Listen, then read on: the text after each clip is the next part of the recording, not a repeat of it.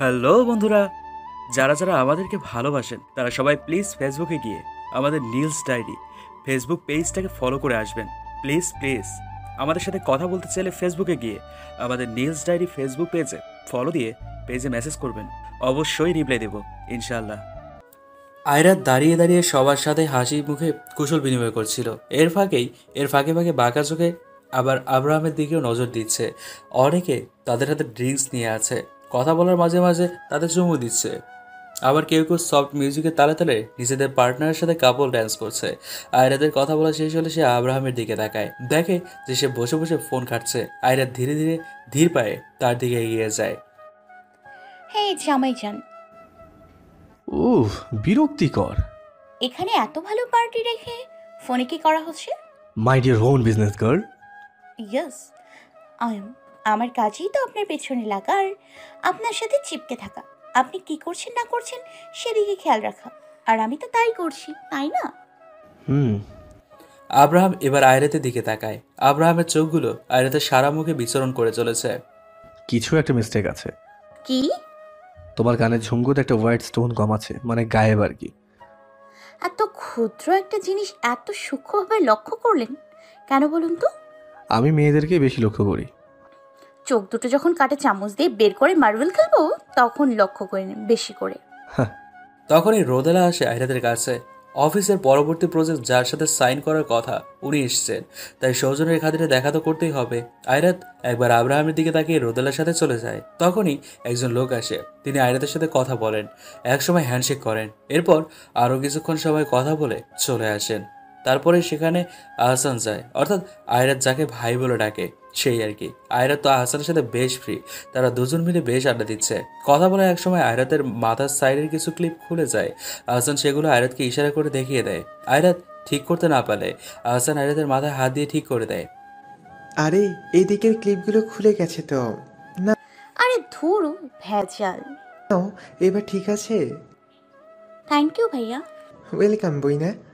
আয়রাত আর আহসান মিলে আবারও কথা বলা শুরু করে দেয়। তবে এখানে কেউ একজন তাদের দেখে রাগে ফেটে পড়ছে,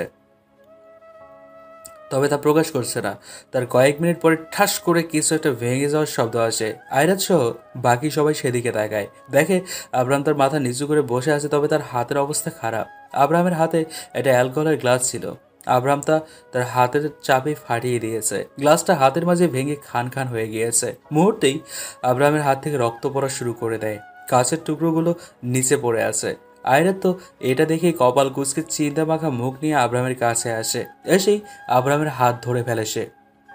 আব্রাহাম, কি করলেন এটা আপনি? এভাবে হাতের মাঝে রেখেই কেউ গ্লাস ভাঙে নাকি? আপনার ভাঙচুর করতে মন চাচ্ছে আমাকে একবার বলে দিতেন, আমি হাজার হাজার জিনিস হাজির করে দিতাম। কত ভাঙবেন আপনি, কিন্তু এভাবে? আব্রাহাম ঝট করে আয়রাতের কাছ থেকে নিজের হাতটা ছাড়িয়ে নেয়, সেখান থেকে উঠে চলে যেতে নেয়, তবে আয়রাত থামিয়ে দেয়। আব্রাহাম শুধু টিস্যু দিয়ে কোনো রকমে হাতটা পেঁচিয়ে নেয়। আয়রাতও কিছু বলে না। আব্রাহাম এবার রেগে কেন গেল আয়রাত তাই বুঝে উঠতে পারো না। সময় এভাবেই কিছু সময় চলে যায়, কিছুক্ষণ চলে যায়। তারপর আয়রাত খেয়াল করে যে আব্রাহাম জমিয়ে একটা মেয়ের সাথে ফ্ল্যাট করছে। আয়রাত এগুলো দেখে সরু চোখে তাদের দিকে তাকায়, কিন্তু আয়রাত তো কম না। আয়রাতকে সফট মিউজিক বাদ দিয়ে ধুমধারাকে গান বাজাতে বলে আসে। প্রথমে মুঝে তো তেরি লাত লাগ গাই গান লাগিয়ে আসে, আর তারপর আভি তো পার্টি শুরু হুই হ্যায়। আয়রাত নিজেও গানের তালে তালে পা দুলাচ্ছে, গা দুলাচ্ছে। রোদেলা আর বাকি যারা ছিল তাদের সাথে, মানে আব্রাহামকে সে ইগনোর করেও করছে না। সে দেখতে চাচ্ছে যে আব্রাহাম যা ইচ্ছে করুক। আয়রাত তো নিজের মতো করে আছে। She don't give me a damn about him. আয়রাতের এমন করাতে পুরো পার্টির হুলিয়ার নকশা সব পাল্টে গেছে। আয়রাত আরও একটু বেপরোয়া ভাব ধরে। পার্টিতে অনেক ছেলে ছিল, তারাও তাদের মতো করে রয়েছে। যদিও তারা আয়রাতের কাছে আসার চেষ্টা করছে, কিন্তু আয়রাত কাউকে পাত্তাই দিচ্ছে না। আয়রাত এমন করছে আর চোখে আব্রাহামকে দেখছে, কিন্তু আব্রাহাম আগে যেমন ছিল এখনও সেম। সে আরও উল্টো অন্যদিকে ঘুরে ড্রিঙ্কস করছে। এতে আয়রাত নিজের মনে মনে আব্রাহামকে একটা ভেঙচি কেটে দেয়। তবে প্রকৃতপক্ষে কিন্তু আব্রাহামের নজর আয়রাতের দিকে আছে, অর্থাৎ দুজনেই চুপাত রুস্তাম। দুজনে দুজনের দিকে তাকিয়ে আছে, কিন্তু বুঝতে কেউই দিচ্ছে না কেউ কারো দিকে এক বিন্দুও কম নয়। এক সময় গান অফ হয়ে যায়, সবাই মিলে কিছুটা চিল্লিয়ে ওঠে আর একসাথে করতালি দেয়। এবার আব্রাহাম ঘুরে আয়রাতের দিকে তাকায়, আয়রাত নিজেও আব্রাহামের দিকে তাকায়। আয়রাত হেঁটে আব্রাহামের কাছে আসে, এসে আব্রাহামের পাশে দাঁড়িয়ে পড়ে। দুজনের চুপ। হঠাৎ আব্রাহাম আয়রাতের দিকে তাকায়। আয়রাতের কেন যেন মনে হচ্ছে যে পাশ থেকে কেউ একজন তার দিকে তাকিয়ে আছে। আয়রাত ফট করে তার মাথাটা তার সাইডে তাকায়, দেখে আব্রাহাম তার দিকে ঘোর লাগা নয়নে তাকিয়ে আছে। আয়রাত তার চোখগুলো নামিয়ে নিয়ে নিজের গলা কিছুটা খাকারি দিয়ে ওঠে, কিন্তু আব্রাহাম হুট করে আয়রাতের দিকে এগোতে লাগে। আয়রাত এটা বুঝতে পেরে পাশে তাকায়। আব্রাহাম ক্রমশ তার দিকে এগিয়ে আসছে। আব্রাহামের চোখগুলো আয়রাতের ঠোঁটের দিকে স্থির। আয়রাত কিছুটা হকচকিয়ে ওঠে। সে ভেবেছে হয়তো আব্রাহাম কিছুটা করে বসবে এখানে, কিন্তু আয়রাতের ধারণাকে ভুল প্রমাণ করে দিয়ে আব্রাহাম করে উল্টো কাজ। আয়রাতের গলাতে একটা ব্ল্যাক কালারের স্কার্ফ ছিল। আব্রাহাম সেটা আস্তে করে টান দিয়ে নিয়ে নেয়, আর এমন কাণ্ডে আয়রাত কপাল কুঁচকে তাকায়। আব্রাহাম কিছু না বলেই আয়রাতের ওই স্কার্ফটা নিয়ে নিজের হাতের ক্ষতস্থানে বেঁধে নেয়। আব্রাহামের এমন করাতে আয়রাত বেশ অবাকই হয়। আব্রাহাম আয়রাতের দিকে তাকিয়েই তার হাতে স্কার্ফটা বেঁধে নেয়। আয়রাত অবাক দৃষ্টিতে একবার আব্রাহামের দিকে আর একবার তার হাতের দিকে তাকাচ্ছে। অবশেষে আব্রাহাম স্কার্ফের শেষ অংশটা তার হাতে বেঁধে আয়রাতের দিকে তাকিয়ে একটা ডোন্ট কেয়ারওয়ালা ভাব নিয়ে চলে আসে। আয়রাত আব্রাহামের চলে যাওয়ার দিকে তাকিয়ে আবারও সামনে তাকায়। আব্রাহাম হেঁটে হেঁটে পার্কিং প্লেসে যায় একা একা। সবসময় নিজের সাথে গার্ড নিয়ে ঘুরতে কার ভালো লাগে? আর আব্রাহাম নিজেই অ্যানাফ। অবশ্য তার অন্য কাউকে দরকার পড়ে না। আব্রাহাম নিজের গাড়ির কাছে চলে যায়, জ্যাকেটটা গাড়ির ভিতরে সিটের উপর রেখে দেয়, আর এখানেই গন্ডগোলটা পাকে। আব্রাহাম তার হাতে একটা সিগারেট নিয়ে নেয়। গাড়ি থেকে বেশ কিছুটা দূরে দাঁড়িয়ে আছে সে। লাইটে দিয়ে সিগারেটটা জ্বালিয়ে নিল। বেসিক্যালি আব্রাহাম স্মোক করে না, খুবই কম। সিগারেটের কয়েক পাপড়ি দেই আব্রাহামের কেন জানি মনে হলো তার পেছনে কেউ একজন দাঁড়িয়ে আছে। আব্রাহামের উচ্চ ইন্দ্রিয় তাকে তা পরিষ্কার জানান দিচ্ছে। আব্রাহামের কাছে ব্যাপারটা আরও বেশি ক্লিয়ার হয়ে যায় যখন আব্রাহাম তার সামনে থাকা আরেকটা গাড়ির সাইডের গ্লাসে ঠিক তারই পেছনে একটা লোকের অভাব দেখতে পায়। লোকটি আব্রাহামকে আঘাত করতে যাবে, তার আগেই আব্রাহাম ঝট করে তার পেছনে ঘুরে লোকটির হাত ধরে ফেলে।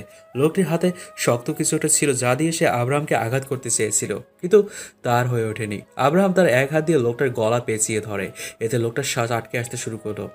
আব্রাহাম বেশ কিছুক্ষণ বেশ শক্তি দিয়ে লোকটিকে চেপে রাখে। যখন লোকটির অবস্থা বেগতিক, তখন আব্রাহাম তাকে ছেড়ে দূরে ধাক্কা দিয়ে ফেলে দেয়। লোকটি ভয়ার্ত চোখে আব্রাহামের দিকে তাকিয়েছিল। তখনই আব্রাহাম তার পকেটে থাকা একটা রিভলভার বের করে।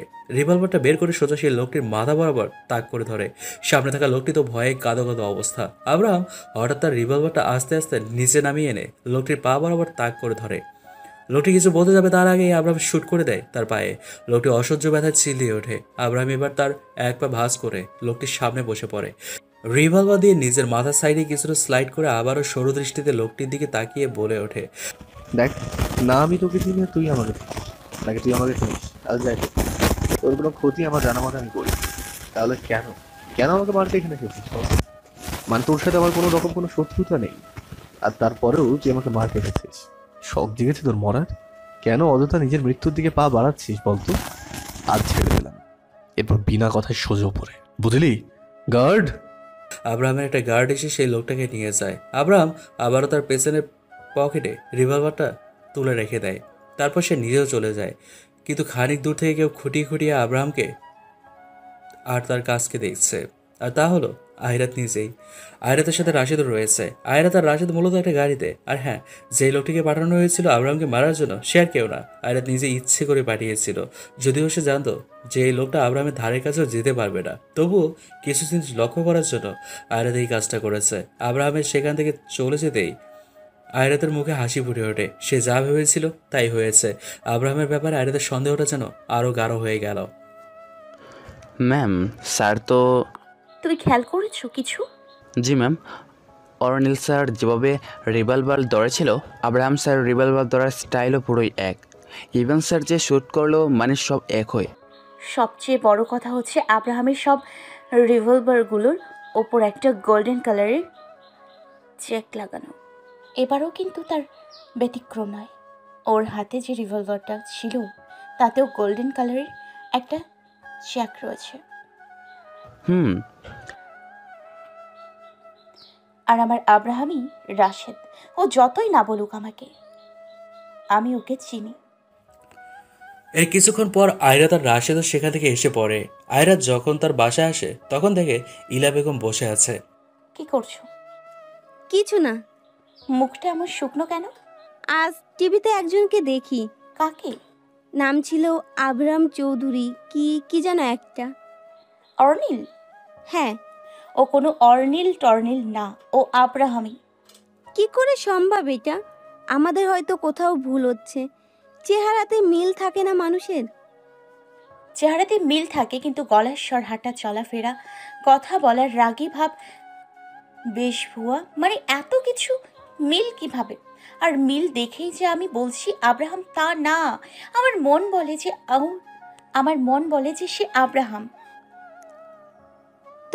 তাহলে এতদিন আমাদের কাছে এলো না কেন? জানি না কেন এমন করছে, তাও জানি না। এত উঁচু খাত থেকে পড়ে কিভাবে কি হলো, কোথায় ছিল, মানে কিচ্ছু জানি না। তবে আমি শুধু এইটুকুই জানি যে ও আব্রাহাম। আর হ্যাঁ, তুমি দেখো, আমি তো ওর মুখ দিয়ে এটা স্বীকার করিয়েই ছাড়বো যে ও আব্রাহাম। তুই তুই কি ওর সাথে দেখা করেছিস? হ্যাঁ। কেমন আছে ও? হ্যাঁ, বেশ ভালো। আমাকে খারাপ রেখে অনেক ভালোই আছে ও। তুই যা, ফ্রেশ হয়ে নে, খাবি আই। খেতে ইচ্ছে করছে না দিদি, কাল আবার সকাল সকাল যেতে হবে। তবে কাল অফিসে যাব না, কাল বাইরে থাকবো। কোথায় যাবি?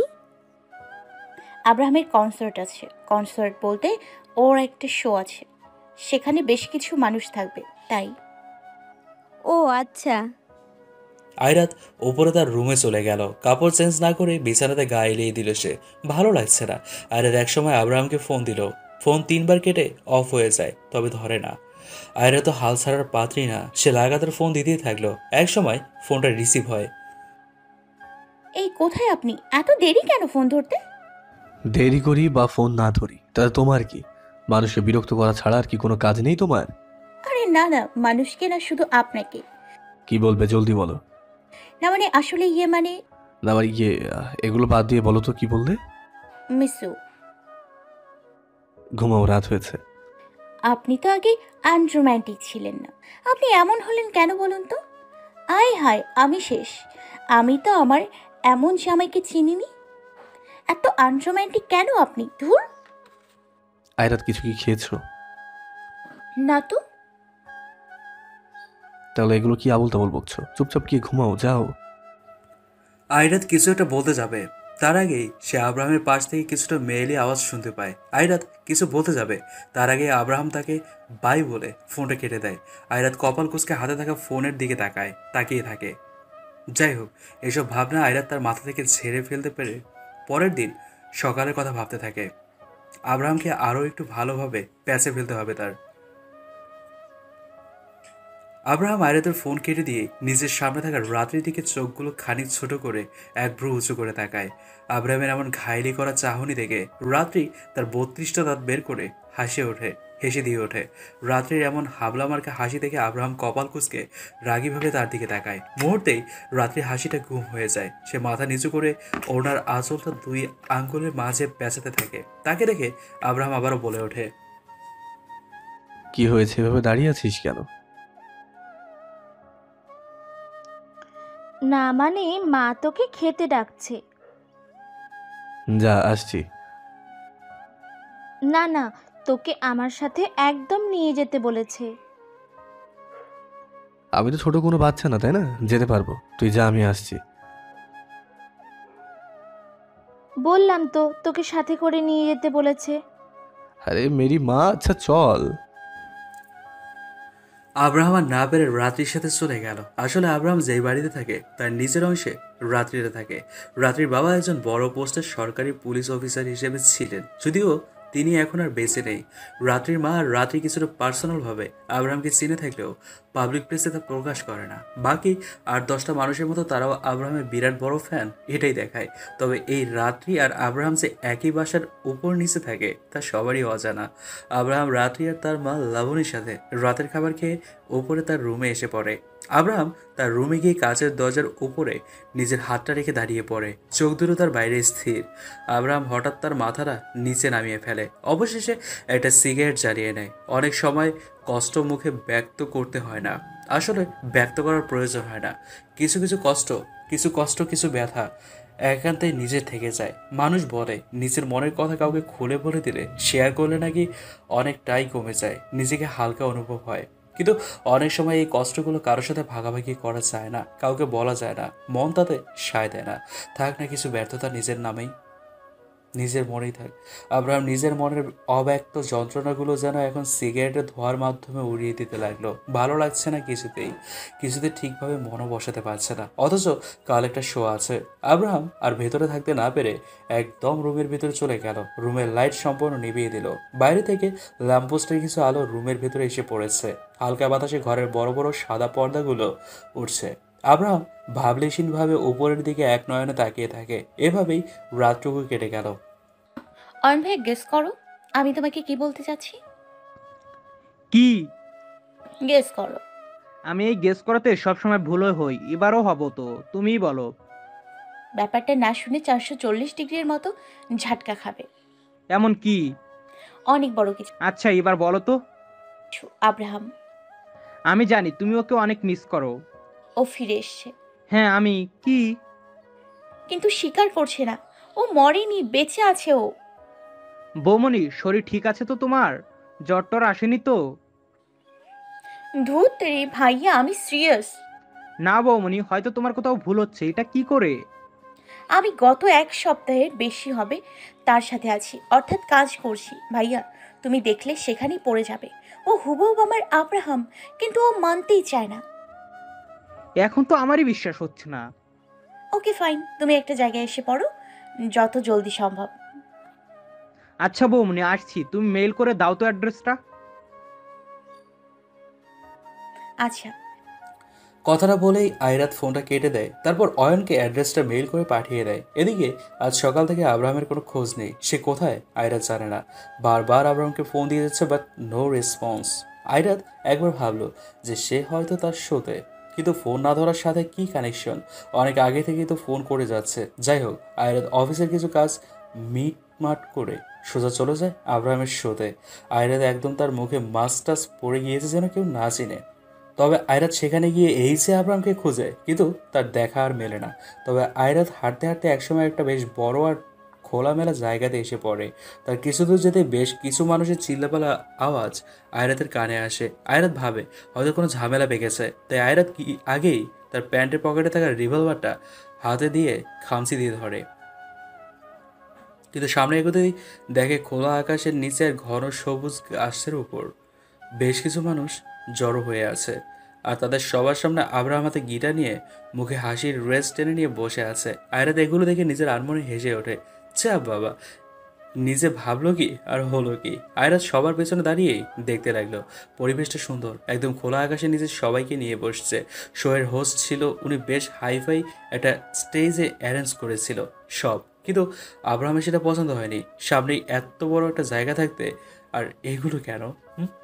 আশেপাশে বেশ কিছু গাছ রয়েছে, সেগুলো কিছুটা আর্টিফিশিয়ালভাবে সাজানো হয়েছে। মানে সব কিছু মিলিয়েই বেশ সুন্দর। সবাই যেন আব্রাহামকে পেয়ে ড্যাব ড্যাব করে তাকিয়ে আছে। অনেকেই তাদের গালে হাত থেকে আব্রাহামকে দেখছে, মাঝে মধ্যে হালকাভাবে চিল্লিয়ে উঠছে। হঠাৎ করেই আব্রাহাম তখন গান ধরে। আমি জানি কোনো একদিন, কোনো এক নতুন ভোরে দেখা হবে আমাদের আবার এক স্বপ্নে শহরে। আমি জানি কোনো একদিন, কোনো এক নতুন ভোরে দেখা হবে আমাদের আবার এক স্বপ্নের শহরে।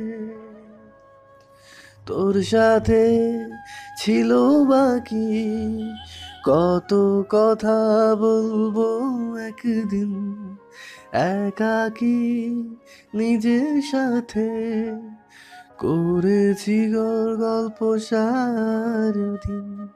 আমি জানি কোনো একদিন কোনো এক নতুন ভোরে দেখা হবে আমাদের আবার এক স্বপ্নে শহরে मुझे खोने के बाद एक दिन तुम मुझे याद करोगे फिर देखना मिलने की मुझसे तुम फरियाद करोगे